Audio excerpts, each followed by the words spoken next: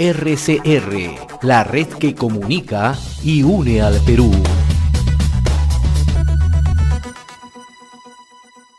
Y le agradecemos la generosidad que siempre tiene con RCR, Red de Comunicación Regional, al profesor Juan Cadillo León. Él es integrante del equipo técnico de Perú Libre en materia educativa. No requiere mayor presentación, ¿no? Hace 4 años fue considerado entre los 50 mejores profesores en el mundo y ahora forma parte del equipo técnico de dicha agrupación política. Qué gusto saludarlo, profesor Cadillo, muy amable como siempre. Muy buenos días, José, gracias por la invitación a tu programa. Bien, hace 2 días más de 500 docentes de distintos puntos del país han suscrito, ¿no?, lo que ustedes han denominado el Pacto por la Innovación Educativa, ¿no?, y tienen además como propósito apoyar un eventual gobierno de Pedro Castillo. Bríndenos alcances en qué consiste este pacto, cuáles son los objetivos que se plantean, ¿no? Bueno, el pacto tiene como objetivo que la innovación educativa sea un elemento preponderante en la educación. Como siempre por lo general hablamos de la carrera magisterial como un elemento clave, esta carrera magisterial en realidad se empodera bastante y la propia calidad educativa en función de la calidad de los maestros. Y esta calidad de los maestros implica la formación, tanto inicial en servicio, y esta formación en servicio pues se va desarrollando en base a la investigación y la innovación educativa. Nuestros maestros a lo largo del territorio nacional van generando estrategias, metodologías, material didáctico, proyectos relativamente complejos, pero que necesitan un aliento desde el propio gobierno y en general del Estado. En ese sentido, nosotros gustosos hemos firmado, porque tú sabes que yo he estado en el Fondo Nacional de Desarrollo de la Educación Peruana y siempre ha sido un reclamo permanente de los maestros al fondo de la posibilidad de financiar sus innovaciones. Contándote un poco, por lo general el fondo ha estado dirigido en un sentido más regional, pero de poco impacto. Y logramos desarrollar todo un concurso nacional donde hemos ido integrando a estas redes, y esta explosión en realidad de las redes educativas se ha dado a través del elemento virtual, que ha permitido pues que estas redes se junten, cada vez se fortalezcan más, empiecen a intercambiar esos conocimientos. Y lo que los maestros siempre reclaman es cómo nosotros podemos mejorar nuestros proyectos y cómo podemos escalar nuestros proyectos. Y en ese sentido creo que es una buena iniciativa que, más allá de la elección de Perú Libre del profesor Pedro Castillo, hemos logrado convocar a los congresistas de Perú Libre para que justamente estén presentes y firmen también este pacto, ¿no? Entonces, el sentido va más allá de simplemente un clientelismo que se podría dar con motivo de ese domingo, este 6 de junio, en las elecciones, sino sentar un compromiso también desde el Congreso para el apoyo económico, ¿no?, para que en los nuevos presupuestos incluyan también estos elementos orientados hacia la innovación. Ahora, estas redes, profesor Cadillo, están en distintas regiones del país. En realidad están dispersas en todo el país. Por lo general siempre han estado muy reducidas, pero el saltar a la virtualidad, saltar al uso de la tecnología, como ahora me puedes entrevistar mediante Zoom, mediante Meet, mediante otras tecnologías, en realidad ha hecho que los maestros puedan desarrollar proyectos conjuntos entre escuelas, entre regiones también multidisciplinarias, y estamos viendo la explosión de este elemento que por lo general siempre ha estado muy focalizado. Se ha trabajado en escuelas muy cercanas, pero el uso ya de la tecnología y de la comunicación ha permitido pues este elemento trascendente, ¿no? Para mí, más allá del elemento político, me emociona bastante porque es algo que por lo general siempre hemos luchado, ¿no? O sea, generalmente identificas y premias las iniciativas de mejora que desarrollan los maestros, las innovaciones, pero nunca le haces las finanzas, les haces seguimiento y luego tratas de que escalen estas iniciativas, ¿no? Y en ese sentido creo que los maestros que vienen formando todas estas redes ya entienden cómo es el funcionamiento y saben también que la única forma de poder lograrlo es también un relacionamiento político, ¿no? Porque al final los presupuestos y todos estos elementos orientados hacia la investigación y hacia la innovación no solo parten de los maestros, sino tiene que ser toda una política de Estado que se tiene que ir construyendo. Ahora, un eventual gobierno de Perú Libre acogería estas propuestas en el corto plazo? Sí, mira, en realidad lo que pensamos es que parte del sistema, la mejora del sistema, implica el compromiso de los maestros. Y este compromiso de los maestros justamente tiene que ser alentado, ¿no? O sea, lo que ellos desarrollan regular, bien y excelente necesita pues ser perfeccionado. Y la única forma de perfeccionar estos elementos y de contar con una pedagogía, como siempre se ha soñado, una pedagogía que parta del Perú y que responda a sus necesidades, necesita de estos elementos de financiamiento, ¿no? Y un sistema que le permita el intercambio de las experiencias también y del seguimiento. Por lo general, siempre el Ministerio de Educación trata de recoger estrategias, metodologías y pregunta, ¿no?, a todo el sistema si ha habido monitoreo, hay algún indicador de resultado. Y en nuestro país, por la falta de financiamiento, porque los maestros pueden no tener experiencia con respecto a la construcción de estas herramientas que son caras, y luego hay todo un proceso de seguimiento. Entonces lo que hace el Ministerio de Educación es busca fuera del país. Y entonces en realidad muchos países exploran diferentes estrategias y las trae a nuestro país. En ese sentido lo que nosotros buscamos es justamente, como decimos, de abajo hacia arriba y de arriba hacia abajo. Entonces tiene que haber un equilibrio de tal manera que confiemos en los maestros y mezclemos las teorías también que ahora rápidamente trascienden los países, ¿no? De tal manera que estas adaptaciones que los maestros hacen, esta forma de remezcla, mejora, pueda ser rápidamente identificada y escalada. Bien, estamos dialogando con el profesor Juan Cadillo León, él es integrante del equipo técnico de Perú Libre en el tema de educación, ¿no? Permítame abordarle otro tema, ¿no? El último domingo, el profesor Pedro Castillo indicó que se estudia la posibilidad en un eventual gobierno suyo un cambio en el currículo educativo, ¿no? ¿Qué orientaciones tendrían estos cambios, ¿no? De darse lugar y además, ¿no?, ¿cuál sería el énfasis que se podría a nivel regional, ¿no? ¿Cómo se implementarían estos cambios en la currícula? Mira, esto en realidad lo hemos ido discutiendo. Sabemos muy bien que cuando se hace una reforma de cualquier currículum, por lo general hay un periodo de construcción de este currículum que la vigencia del actual el próximo año ya termina. Entonces hay que pensar ya normativamente que se necesita ese cambio. Pero hay que tener en cuenta lo siguiente, que cuando empezamos a construir un currículum y luego lo enviamos a las regiones para que hagan su contextualización y diversificación, lamentablemente los currículums demoran demasiado tiempo en ser contextualizados. ¿Por qué? Porque los especialistas están colmados de actividades.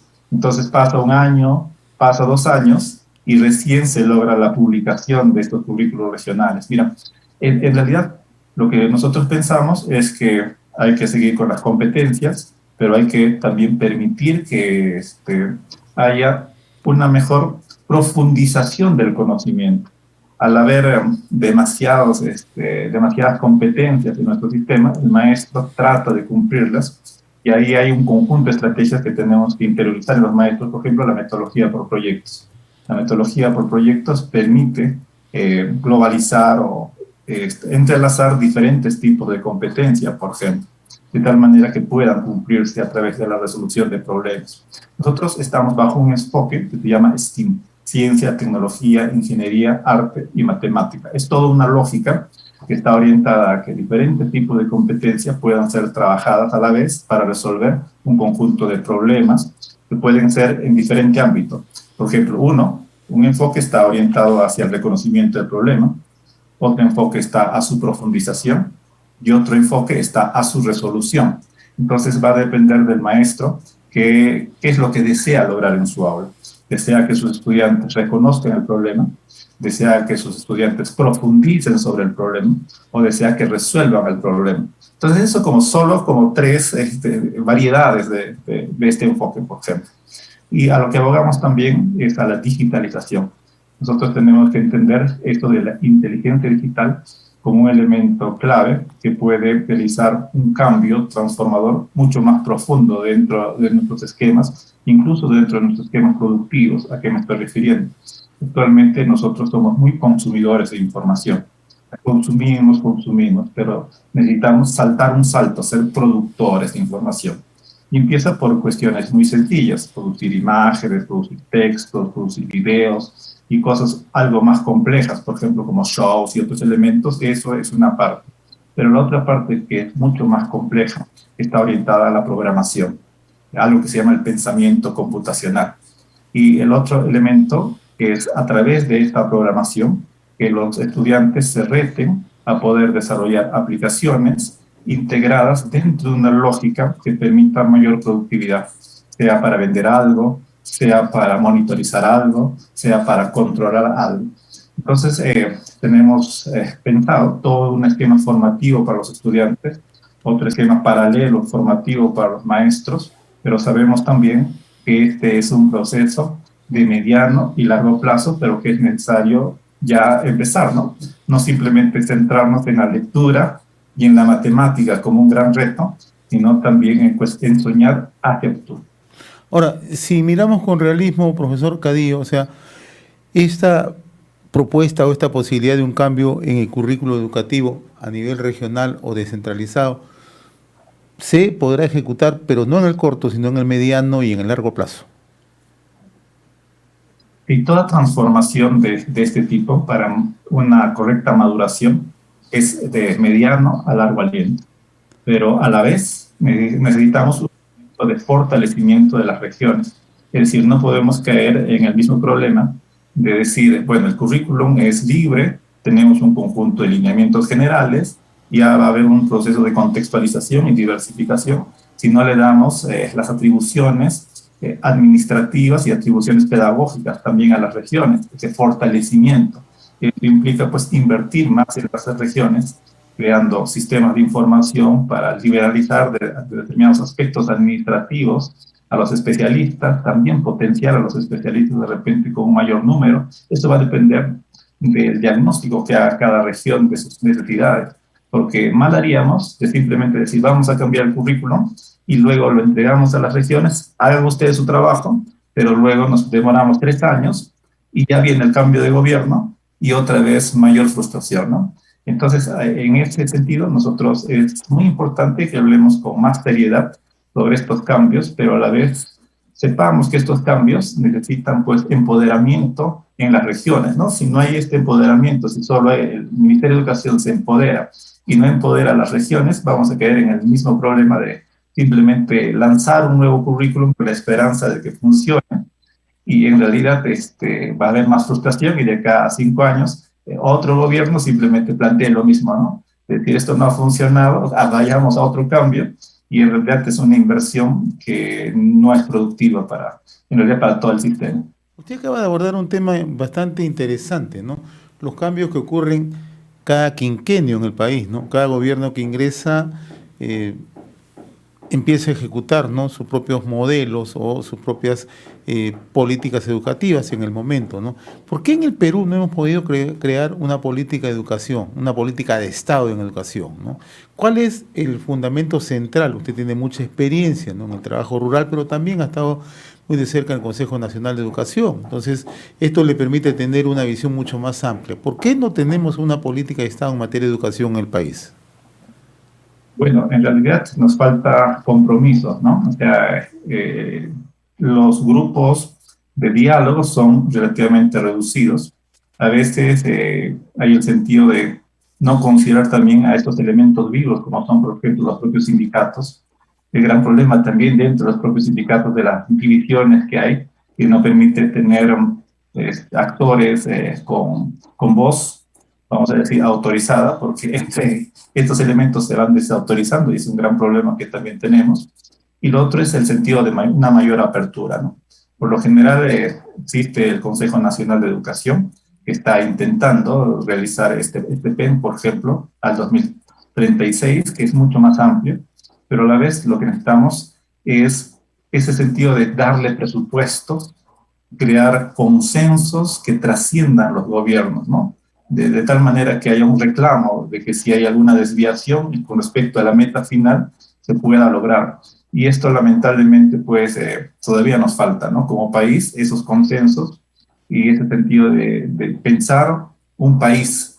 Y en realidad hay varios pensamientos de lo que debería ser nuestro país. y ahí nos perdemos, ¿no? Cada 5 años se implanta, entre comillas, un nuevo pensamiento en comparación, por ejemplo, a la propia Comunidad Europea o a los Estados Unidos, ¿no? Que fija un conjunto de metas de 15 años, sea cual sea, incluso de más tiempo, sea cual sea el gobierno, pues sigue en la misma línea. En cambio acá, cada 5 años pensamos en una redefinición total y en eliminar lo que el otro gobierno hace, ¿no? Y ahí lamentablemente pues perdemos tiempo. Y retomando un poco lo que usted ha dicho, profesor Cadillo, ¿no? O sea, ¿por qué en el país no hemos podido incorporar a todos los agentes vinculados al tema educativo, ¿no? Usted acaba de mencionar al docente, al profesor, pero al agremiado, ¿no? En este caso, ¿no? ¿Por qué no se ha tenido un acercamiento en los últimos años con el principal gremio, que por ejemplo es el SUTEP, ¿no? Entonces, ¿qué factores desde su punto de vista del análisis no han posibilitado generar una política mucho más integral, tomando punto de vista de la academia, de los actores educativos, ¿no? También el sector privado y también, ¿no?, el sector gremial, en este caso el SUTEP como órgano representativo en el país, ¿no? En realidad, el Consejo Nacional de Educación, bajo mi visión, porque no formo parte del Consejo Nacional, ha habido un intento, ¿no? Pero creo que es necesario efectos vinculantes con respecto a este consejo, ¿no? Y también de repente a futuro poder ampliar la base del Consejo Nacional de Educación de tal manera que haya también más docentes, pero también a la vez también la participación de repente del gremio magisterial, pero también de los propios padres de familia, ¿no? Que son un elemento clave, y también del colegio de profesores, por ejemplo, que le da otro indicador, ¿no? Entonces es necesario hasta cierto punto poder ampliar esta base de tal manera que responda a esos elementos, pero a la vez también fortalecer este órgano, ¿no? Como un elemento que realmente tenga ese peso necesario, que exija. En realidad sí hay un conjunto de cosas que hace entre comillas, viable el proyecto educativo nacional, pero creo que necesitamos que sea mucho más vinculante, ¿no? De tal manera que lo que ahí se fije en una determinada meta, pues se fije esta estrategia en función de este proyecto educativo nacional, pero también tenga presupuestos, ¿no? Que es un elemento clave, y no simplemente podamos confiar en la buena voluntad del gobierno o los regímenes que llegan, que no necesariamente puede ser así, ¿no? Creo que ese elemento es importante, ¿no? Necesitamos crear elementos vinculantes de tal manera que sea de obligatorio cumplimiento, aunque sí lo dicen, pero necesitamos algo más, ¿no? Necesitamos en ese sistema un mayor compromiso de todos los ministerios, en especial del Ministerio de Educación, para cumplir lo que está ahí en el proyecto educativo nacional, y también de repente fijar lapsos de tiempo, ¿no? Que vayan indicando cómo se va avanzando. Ahora, finalmente, profesor Cadillo, ¿no? Pedro Castillo el último domingo ha propuesto la descentralización de universidades nacionales, ¿no? El caso de San Marcos, el caso de la Universidad Nacional de Ingeniería, ¿no? Con presencia en las regiones, ¿no? Norte, centro y sur, es lo que explicó, ¿no? ¿Estamos en condiciones de hacer un trabajo de descentralización en el corto plazo o también eso es materia de estudio con proyecciones a seguir implementando? Mira, tenemos elementos urgentes ya que tenemos que aplicar. En primer lugar, había 145 universidades, de las cuales 51 tienen que cerrar en los próximos 2 años. O sea, tenemos actualmente una enorme problemática de cómo absorber a esos estudiantes de estas 51 universidades. Por lo tanto, tenemos que ampliar la oferta formativa. Ahora, ¿cómo ampliamos la oferta formativa? Es justamente la creación de las sedes de diversas universidades también, donde se ha eliminado una mayor oferta privada, por ejemplo, que son las universidades que tienen que cerrar, ¿no? Por falta de licenciamiento. Y eso implica tener 2 elementos. Primero, el dinero suficiente para realizar la infraestructura, y segundo, absorber rápidamente al personal docente y los profesionales en esas regiones. Porque si no hacemos esto de manera urgente, lo que vamos a hacer es lo mismo que sucedió con las universidades particulares, que tenían de repente algo bueno en su central, pero cuando empezaron a colocar sus sedes, las sedes no tenían calidad, ¿no? Entonces, todos estos elementos los tenemos que dialogar con la SUNEDO. O sea, hay que ser francos, hay que crear un comité de alto nivel donde la SUNEDO y otras organizaciones creen los estándares adecuados para esta implementación. Es obvio que en un inicio pues algo va a bajar, porque no es tan sencillo crear toda una cultura organizacional dentro de algo nuevo, ¿no? Entonces, eso hay que verlo. Hay que conversar fuertemente con las universidades, porque ellos van a ser los que van a ejecutar, y desde el Ministerio de Educación poner el dinero suficiente, ¿no?, para realizar ese proceso. Entonces necesitamos estos tres elementos, también de repente de la cooperación internacional.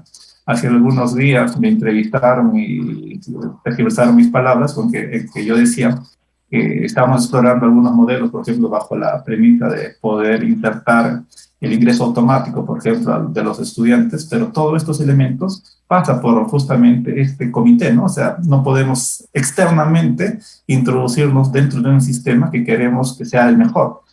Un agente externo, simplemente un partido político bajo una determinada idea, no va a generar este cambio que responda a la verdadera necesidad de los estudiantes y a las aspiraciones. Y eso implica pues justamente el proceso de diálogo. Empiezan fundamentalmente por incrementar esta oferta, primero educativa, ¿no? Buenas sedes, buenas universidades en todas las regiones, San Marcos y otras universidades pueden hacerlo, como también potenciar, ¿no?, la parte de investigación, colocar mejores laboratorios, porque no es simplemente cuestión de que coloques un buen ambiente, una buena pizarra, un proyector multimedia, una computadora y ya decimos que tenemos calidad, ¿no? Sino hay que colocar bibliotecas especializadas, hay que colocar laboratorios especializados, hay que permitir que los investigadores creen redes, y habíamos nosotros propuesto desde el equipo técnico la posibilidad de colocar laboratorios de alto nivel en cada una de estas universidades, pero en un sentido complementario, creo que te lo conté la vez pasada. Estos laboratorios, o sea, para colocar el mismo laboratorio en todas las universidades no nos alcanza el dinero. Lo que tenemos que hacer es identificar cuáles son sus potencialidades, colocar en función de eso los laboratorios que van a requerir y crear estas redes educativas, donde un investigador que no tiene el laboratorio adecuado en su universidad, de repente lo encuentre en otra universidad. Y crear también a través de algún aliciente, de repente bonos de investigación, que las universidades que tienen estos laboratorios, cuando el investigador externo vaya, puedan colaborar con ellos, ¿no?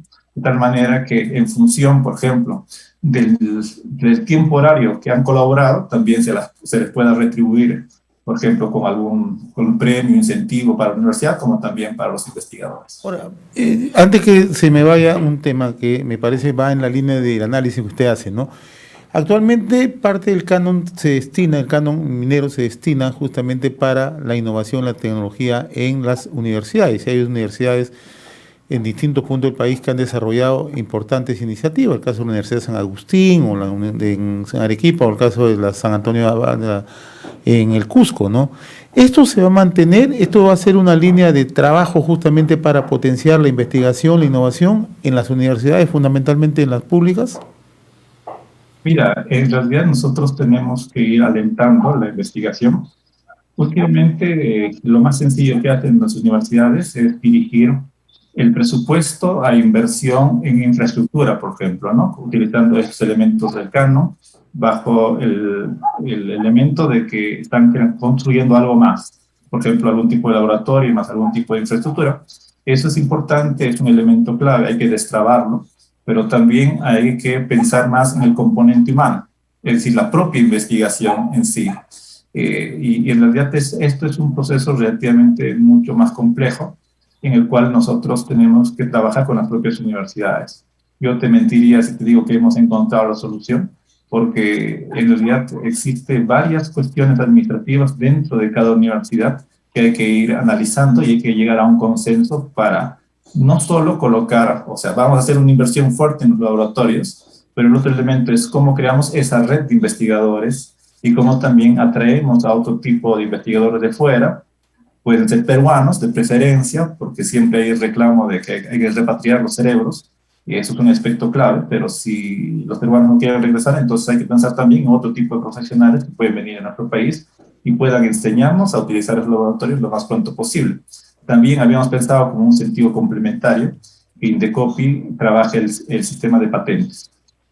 Tengamos un solo órgano en Indecopi que permita asesorar a todas las universidades y los ayude en el proceso justamente de generar patentes, pero no solo para el Perú, sino que estemos pensando que esas patentes tenemos que registrarlas en Estados Unidos y en Europa, ¿no? Porque nuestro sistema de patentes en Perú es relativamente débil, ¿no? O sea, lo que vamos a generar, de repente no lo vamos a poder utilizar rápidamente en el Perú, pero hay que empezar a registrar la propiedad intelectual que nosotros generamos, por ejemplo, en el caso de la biodiversidad, y para de tal manera que cuando en nuestros países lo utilicen, pues nos retribuyan, ¿no?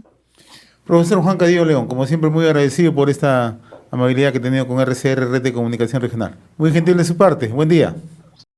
RCR, la red que comunica y une al Perú.